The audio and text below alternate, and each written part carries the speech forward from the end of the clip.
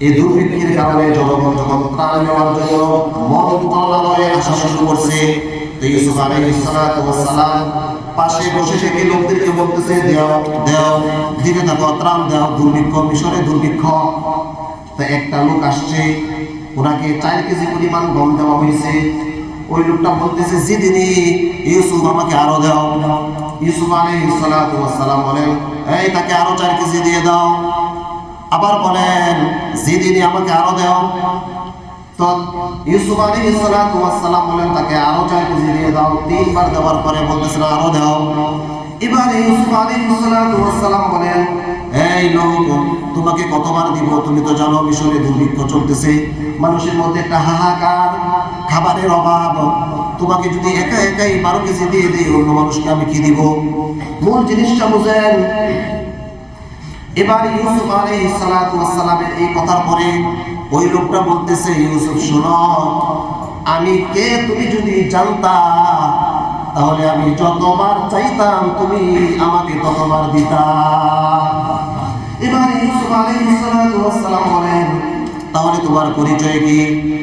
লোকটা বলতেছে, ইউসুফ, জুলাইখা আজিজে মিসরের স্ত্রী, তার বাসায় যখন তোমার চরিত্রের উপর একটা দাগ লাগানোর চেষ্টা করছে, তোমাকে একটা মিথ্যা তহমত দিছে, এমন অবস্থায় আজিজে মিসর জুলাইখার স্বামী যখন ঘরে ঢুকে ফেলছে আর তোমার দিকে বাঁকা আঙ্গুল দিয়ে ইশারা করছে, তোমার উপর একটা মিথ্যা তহমত লাগানোর চেষ্টা করছে, আমি আজিজে মিসরের বাসার দোলনায় শিশু ছিলাম, দোলনার মধ্যে দোল খাচ্ছিলাম, শিশু দুধ খায়, দুধের বাচ্চা। ওই সময় আল্লাহ তাআলা আমি দোলনায় থাকা অবস্থায় আমার জবান খুলে দিছে, আমি তোমার পক্ষে সাক্ষী দিছি যে না, ইউসুফ পবিত্র। আওয়াজ দিয়ে বলুন সুবহানাল্লাহ। ইউসুফ আলাইহিস সালাতু ওয়াস সালাম বলেন, তোমার কত লাগবে, আরো নিয়ে যাও। এই ঘটনা তারা বোঝার উদ্দেশ্য হলো, মানুষের চরিত্র কত দামি জিনিস কিনা?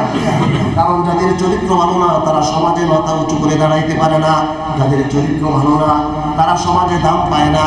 যদিও সাময়িক লোক দেখানোর জন্য সালাম দেয়, পিছনে লোকটাকে গালি দেয়, তাই কিনা? এই জন্য মুহতারাম হাজরিন, শত কষ্ট হলেও আমাদের এই চরিত্রটাকে সুন্দর করার চেষ্টা করব। এই ঘটনা থেকে আরেকটা জিনিস বোঝার বিষয়, আল্লাহ তাআলা আমাদেরকে বুঝাইতেছেন, একজন লোক তোমার পক্ষে চরিত্রের সাক্ষী দেওয়ার জন্য তুমি যদি এই পরিমাণ তাকে দুনিয়াতে সহযোগিতা করতে পারো, তাহলে আমার যে বান্দা ফজরের নামাজে বলে সুবহান রাব্বিয়াল আযীম, সুবহান রাব্বিয়াল আলা, আমার যে বান্দা যোহরের নামাজে বলে সুবহান রাব্বিয়াল আলা, সুবহান রাব্বিয়াল আযীম, আসরের নামাজে বলে সুবহানাল্লাহ, সুবহান রাব্বিয়াল আযীম, মাগরিবে পড়ে, এশাতে পড়ে, ওই বান্দাকে, আমার ওই প্রিয় বান্দাকে আমি কি পরিমাণ দান করব? সুবহানাল্লাহ। কথা কি না? ঠিক। এই লোকটা যখন ইউসুফ আলাইহিস সালাতু ওয়াস সালাম জানছেন, হায় তুমি সেই লোক, দুনিয়ায় থেকে তুমি আমার পক্ষে সাক্ষী দিছো। এখন ইউসুফ আলাইহিস সালাতু ওয়াস সালাম পারেন সব দিয়ে দেন, তাহলে একটা সাক্ষী দেওয়ার জন্য ওনার পক্ষে তিনি পবিত্র, এই পরিমাণ যদি ইউসুফ আলাইহিস সালাতু ওয়াস সালাম তাকে দেন, তাহলে আমরা কতবার সারাদিন রব্বে কারীমের ব্যাপারে বলি সুবহানাল্লাহ। কি অর্থ? আল্লাহ তুমি পবিত্র, সুবহানাল্লাহ, আল্লাহ তুমি মুহতারাম হাজরিন। এজন্য আল্লাহ রাসূল সাল্লাল্লাহু আলাইহি ওয়াসাল্লাম বলেন, মা মিন শাইইন আসফালু ফিল মিজান মিন হুসনিল খুলুক, সব চরিত্রের মতো দামি কোনো জিনিস মিজানের পাল্লায় আর কোনো ভারী হবে না। এই চরিত্র আমাদের ভালো করতে হবে। চরিত্রটা কি করতে হবে? ভালো করতে হবে। চরিত্র ভালো করতে হলে আমাদের দ্বীন শিখতে হবে। কি শিখতে হবে? ইলম, পর্যাপ্ত পরিমাণ আমাদের ইলম লাগবে। আরেকটা জিনিস হলো, চরিত্রটাকে সুন্দর রাখতে হলে আমাদের অভাবের সম্মুখীন হইতে হবে। তখনও নিজেকে সংবরণ করে সংযত থেকে আমাদের চরিত্রটাকে ভালো ঠিক রাখতে হবে।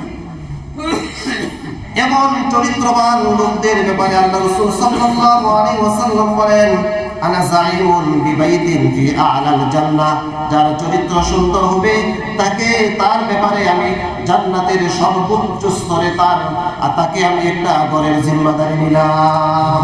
লিমান হাসানা খুলুকাহু, পারবো না ইনশাআল্লাহ? ইনশাআল্লাহ। পরেরটা খাবো না, নিয়ত আছে ইনশাআল্লাহ? ইনশাআল্লাহ। সরকারি অর্থ সম্পদ নষ্ট করবো না, পারবো না ইনশাআল্লাহ? ইনশাআল্লাহ। পারবো না ইনশাআল্লাহ? এই যে দেখেন অনেকে আছে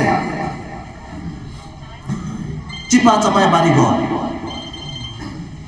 তো কেউ দেখবে না, ক্ষমতা আছে, এই জন্য কি করে, গ্যাসের লাইন টানে, অবৈধ গ্যাসের লাইন টানে, লাইন টেনে নিজের খাবার পাঠাচ্ছে। আপনি বলেন এই যে গ্যাস, এটা কার সম্পদ? সরকারি সম্পদ না? আমার আপনার সম্পদ না? তো আমি বৈধভাবে টাকা দিয়া লাইন আনলাম, আরেকজন অবৈধভাবে সে